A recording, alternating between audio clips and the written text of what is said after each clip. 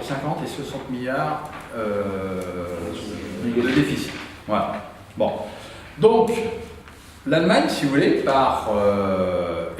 et en raison de mécanismes propres à l'euro, mais l'Allemagne, en raison effectivement de cette balance commerciale très favorable, a fait que l'euro, globalement, a été poussé, si vous voulez, à une surévaluation par rapport aux autres monnaies.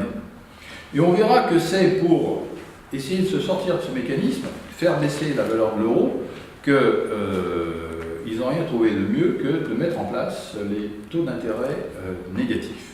Voilà. Donc je reviens sur ma première période, hein, donc on va la mise en place jusqu'en 2013, et je vais illustrer, si vous voulez, les aberrations et les coûts, parce que derrière il y a des coûts économiques et sociaux auxquels on conduit l'euro. Mais la première illustration que je voudrais retenir, c'est celle justement de l'absurdité d'un taux d'intérêt unique. Parce que pendant cette période, c'est pour ça que j'ai bien distingué les deux, pendant cette période, on a eu en gros un taux d'intérêt qui était unique pour l'ensemble des pays. Donc quand je dis pour l'ensemble des pays, c'est pour l'Allemagne, pour la France, et pour prendre des pays, on va dire, qui se démarquent très sensiblement, la Grèce. Voilà. Et on va aussi l'Espagne. Bon. Or, taux d'intérêt unique, mais des taux d'inflation très différents. En gros, si vous voulez, il faut savoir que on était dans un rapport du simple au double, voire du simple au triple en termes de taux d'inflation. Vous avez un taux d'intérêt unique. Vous êtes dans un pays, ça a été le cas de l'Espagne, où le taux d'inflation était supérieur, et même sensiblement supérieur au taux d'intérêt. C'est évident que c'est un pouce au crime, et c'est ce qui a conduit effectivement, je dirais, les Espagnols, si vous voulez, à s'endetter, à titre personnel, assez massivement pour investir dans l'immobilier. La crise de l'immobilier en Espagne, c'est vraiment une conséquence mécanique de l'euro et de cette conséquence, si vous voulez, d'un taux d'intérêt qui n'avait pas de correspondance avec les conditions économiques du moment de l'Espagne.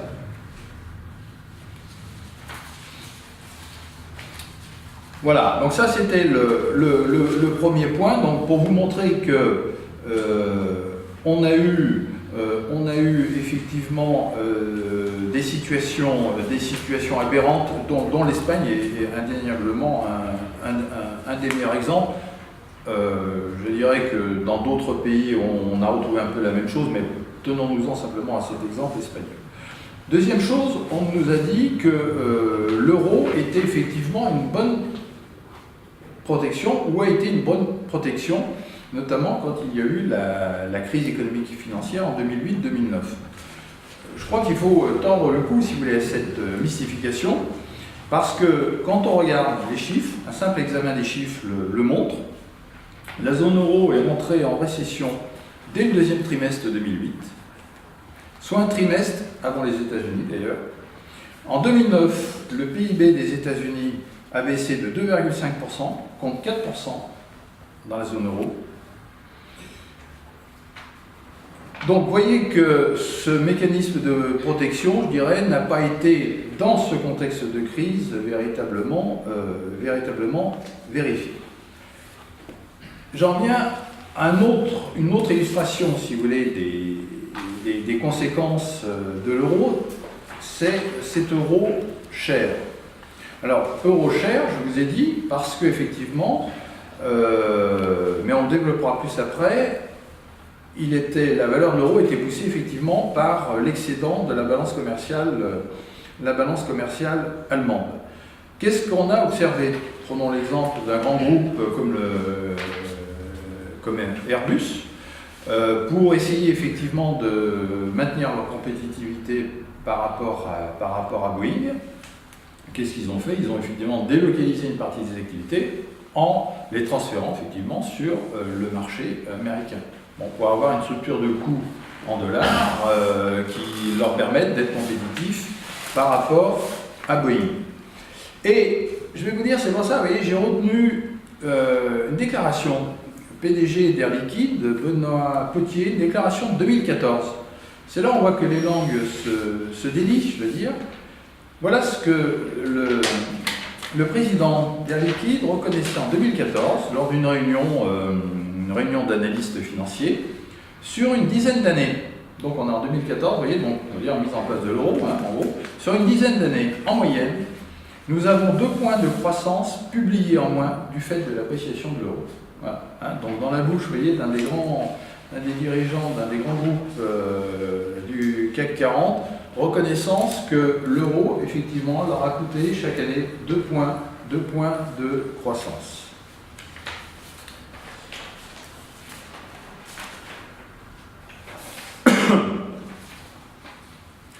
Alors, j'en viens maintenant à l'illustration au cas français de ce qu'a coûté effectivement l'euro. Avec, première chose, je crois, c'est pour ça que je dis qu'il faut faire attention, enfin, là aussi on peut dire qu'il y a sûrement de la mauvaise foi, mais il y a indéniablement une erreur de diagnostic, si vous voulez, qui a été faite. Quand on a commencé à parler de la crise de l'euro, on va dire dans les années 2010, 2011, en disant que les difficultés de la France, en fait, étaient des difficultés qui avaient une origine budgétaire. On parlait beaucoup, c'était bien évidemment une réalité, du déficit du budget français, mais en laissant de côté l'économie réelle. Mais c'est là où je pense qu'on peut quand même les accuser de mauvaise foi, et donc de ce fait, en refusant d'établir une relation causale entre la mise en place de l'euro et la perte de compétitivité de l'industrie française. Et je vais m'en tenir à 3 éléments, mais même 2, je vais en laisser un de côté. On va voir que les faits sont têtus et que la dégradation de la situation économique française, et plus particulièrement la dégradation de la situation de l'industrie française, est tout à fait concomitante avec la mise en place, l'adoption de l'euro. Je vous donne 2 exemples. La part des exportations françaises dans les exportations de la zone euro. Donc là, vous voyez, on raisonne par le marché France dans la zone euro, par des exportations françaises au sein des exportations de la zone euro, qui représentaient 16% au début des années 90. Cette part a connu une baisse régulière pour n'en représenter aujourd'hui que pratiquement 11 ou 12%. Donc vous voyez, c'est presque, on passe de 16 à 11 ou 12%, c'est une baisse quand même de part de marché qui est assez historique et de plus d'1 tiers.